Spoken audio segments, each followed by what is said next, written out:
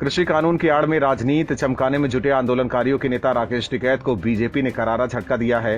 BJP के दांव से टिकैत तिलमिला गए हैं। टिकैत के सपनों को बीजेपी ने पूरा होने से पहले ही चकनाचूर कर दिया है, जिससे टिकैत की नींद उड़ गई है। टिकैत किसानों के नाम पर विपक्ष की ओर से बैटिंग कर रहे हैं और अब यूपी इलेक्शन को देखते हुए टिकैत बीजेपी पर और ज्यादा हमलावर हो गए हैं। लेकिन बीजेपी ने भी टिकैत और उनके आंदोलन का कार्ड ढूंढ लिया है। दरअसल यूपी में बीजेपी किसानों को साधने के लिए ट्रैक्टर रैली करने जा रही है, लेकिन टिकैत को बीजेपी की रैली रास नहीं आ रहा है। लिहाजा किसान नेता ने एक बार फिर बीजेपी पर हमला बोला है।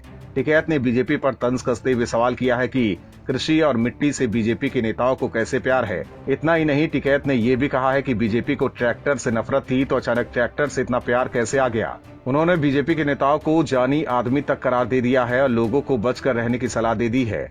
राकेश टिकैत ने बीजेपी को आड़े हाथों लेते हुए कहा है कि ये किसानों का झंडा लगाकर गांव-गांव जाएंगे और जनता को बहकाएंगे। ट्रैक्टर पर झंडा लगा रहे हैं तो किसान को बहकाना चाह रहे हैं। ऐसे में तो किसान नहीं बहकेगा। किसान बहकेगा 3 काले कानूनों को वापस लेने से। किसान बहकेगा एमएसपी पर गारंटी कानून बनाने से। दरअसल वेस्ट यूपी में राकेश टिकैत की पकड़ को देखते हुए बीजेपी टिकैत को हल्के में नहीं ले रही है।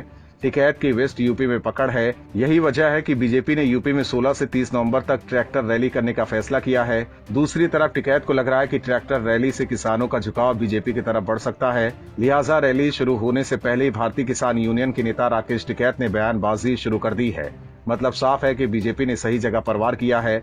अब देखना होगा कि बीजेपी की ट्रैक्टर रैली के दौरान टिकैत क्या करते हैं, लेकिन इतना तो तय है कि टिकैत की बेचैनी अभी से ही बढ़ गई है।